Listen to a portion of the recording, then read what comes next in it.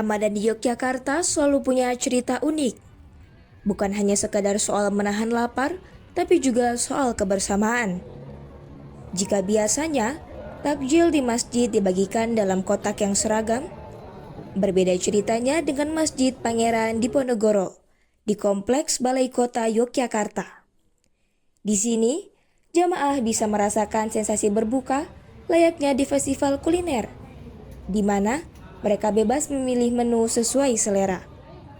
Ini baru tahun ini, jadi tahun 2026, tahun 1447 ini kita alhamdulillah dapat amanah lah salah satu program dari Basnas. Basnas itu kan ada Basnas daerah, Basnas provinsi, Basnas pusat. Nah, Basnas pusat itu membuat program yang namanya Z Iftar. Z itu zakat. Jadi biasanya tuh program-program Basnas itu awalnya Z itu.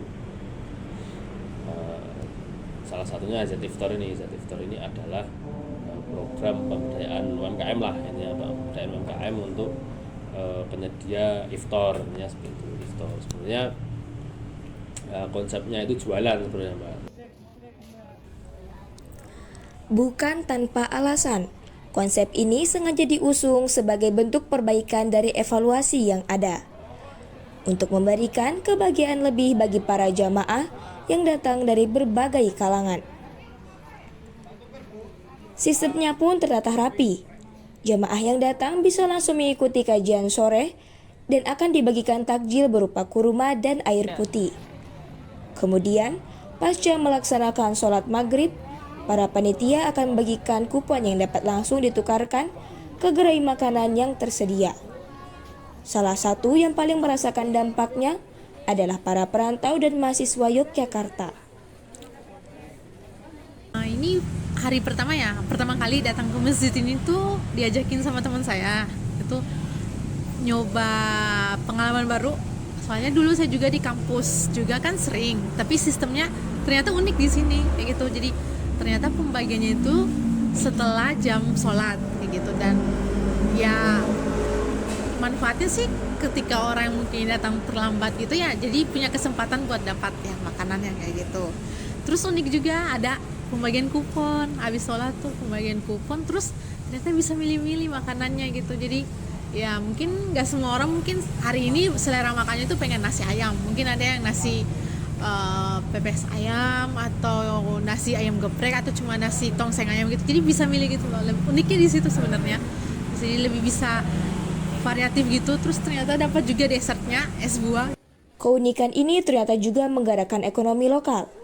Dengan program Ziftar dari Basnas yang berkolaborasi dengan masjid ini, menggandeng para UMKM di sekitar wilayah Miliran untuk menyediakan kurang lebih 500 sampai 1000 porsi setiap harinya. Iya, kalau saya pribadi berharap program ini untuk kedepannya bisa berlanjut terus, terutama di saat bulan Ramadan. Dan ya mudah-mudahan juga bisa meningkatkan program UMKM, terutama untuk ibu-ibu yang tergabung di dalam UMKM di Kampung Miliran ini untuk lebih bisa berkembang dalam usahanya. Ya.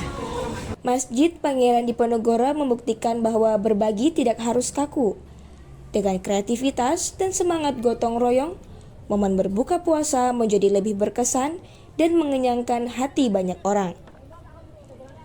Dari Yogyakarta, Putri Novianti dan tim melaporkan.